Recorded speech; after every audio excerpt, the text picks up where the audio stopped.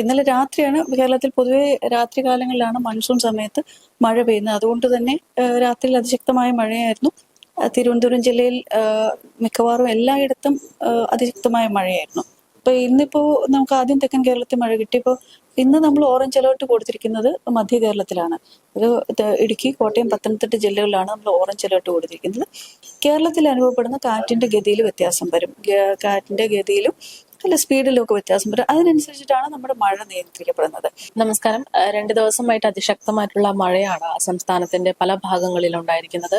അത് പ്രത്യേകിച്ച് തിരുവനന്തപുരത്ത് ഏറ്റവും കൂടുതൽ മഴ പെയ്തിരിക്കുന്നുവെന്ന് തോന്നുന്നു. എന്തായാലും ഈ വിഷയത്തിൽ കൂടുതൽ വ്യക്തത നൽകാൻ നീത മാം നമ്മളോടൊപ്പം ചേരുന്നുണ്ട്. മാം, 2 ദിവസമായിട്ട് മഴ, ഇന്ന് പ്രത്യേകിച്ച് രാവിലെയൊക്കെ ആയ സമയത്ത് കുട്ടികൾ സ്കൂളിലൊക്കെ എത്തിയ സമയത്താണ് ഒരു അവധിയാണ് എന്നുള്ള പ്രഖ്യാപനമൊക്കെ വരുന്നത്. എന്താണ് ഇനി അങ്ങോട്ടുള്ള അവസ്ഥ, കാലാവസ്ഥയുടെ ഭാഗം? ഈ മഴ ബംഗാൾ ഉൾക്കടലിൽ ഒരു ന്യൂനമർദ്ദം കാരണമാണ് ഉണ്ടായത്. ഇന്നലെ വൈകുന്നേരമാണ് ന്യൂനമർദ്ദം രൂപപ്പെട്ടത്. അതിനുശേഷം മുന്നോടിയായി ഒരു ചക്രവാത ചുഴി ഉണ്ടായിരുന്നു. അപ്പോൾ കേരളത്തിൽ വ്യാപകമായിട്ട് മഴയുണ്ടായിരുന്നു. പക്ഷെ ഇന്നലെ മുതലാണ് ശക്തമായ മഴ, അതിശക്തമായ മഴയൊക്കെ പെയ്യാൻ തുടങ്ങിയത്. ഇന്നലെ രാത്രിയാണ് കേരളത്തിൽ പൊതുവെ രാത്രി കാലങ്ങളിലാണ് മൺസൂൺ സമയത്ത് മഴ പെയ്യുന്നത്. അതുകൊണ്ട് തന്നെ രാത്രിയിൽ അതിശക്തമായ മഴയായിരുന്നു. തിരുവനന്തപുരം ജില്ലയിൽ മിക്കവാറും എല്ലായിടത്തും അതിശക്തമായ മഴയായിരുന്നു. അതുകൊണ്ട് ഉണ്ടായ ഈ വെള്ളക്കെട്ട്, പ്രത്യേകിച്ച് നമ്മുടെ നഗരപ്രദേശങ്ങളിൽ വെള്ളക്കെട്ട് ഉണ്ടാവാനുള്ളൊരു സാധ്യതയുള്ള പ്രദേശങ്ങളിലെല്ലാം വെള്ളക്കെട്ടുണ്ടായി. ഇന്ന് വൈകുന്നേരത്തോടു കൂടി തിരുവനന്തപുരം ജില്ലയിലെ മഴയുടെ ശക്തി വളരെ ഗണ്യമായിട്ട് കുറയും.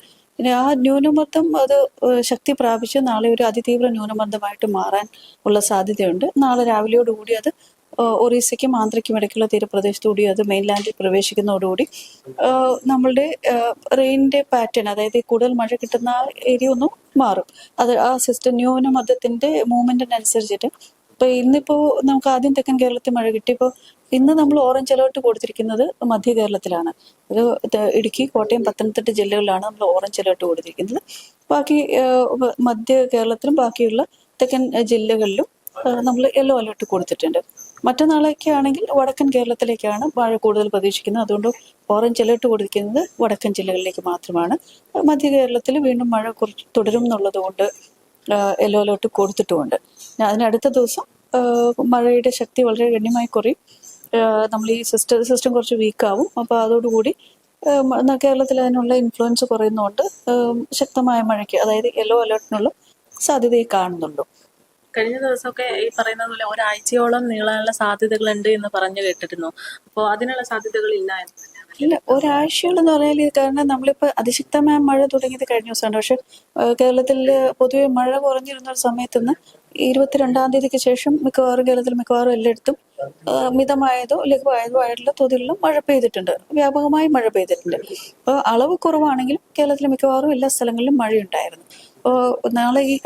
ഇന്നലെ ഈ ന്യൂനമർദ്ദം രൂപപ്പെട്ടതിന് ശേഷമാണ് ശക്തിയായ മഴ പെയ്തു തുടങ്ങി എന്നുള്ളൊരു വ്യത്യാസമാണ്. ഈ ന്യൂനമർദ്ദത്തിന്റെ പ്രഭാവത്തിൽ പെയ്യുന്ന മഴയായതുകൊണ്ട് അതിന്റെ ശക്തി കൂടുകയോ അല്ലെങ്കിൽ കുറയുകയോ ചെയ്യുന്ന, അല്ലെങ്കിൽ അതിന്റെ സഞ്ചാരപാതയ്ക്ക് അനുസരിച്ചിട്ട് കേരളത്തിൽ അനുഭവപ്പെടുന്ന കാറ്റിന്റെ ഗതിയിൽ വ്യത്യാസം വരും.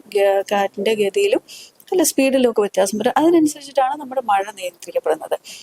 അതുകൊണ്ടാണ് ഈ ന്യൂനമർദ്ദം കരയിലേക്ക് കയറി അതിന്റെ ശക്തി കുറയുന്നതോടുകൂടി അതിന്റെ ഒരു പ്രഭാവം കേരളത്തിൽ കുറയുമ്പോൾ നമ്മുടെ മഴയും കുറയും.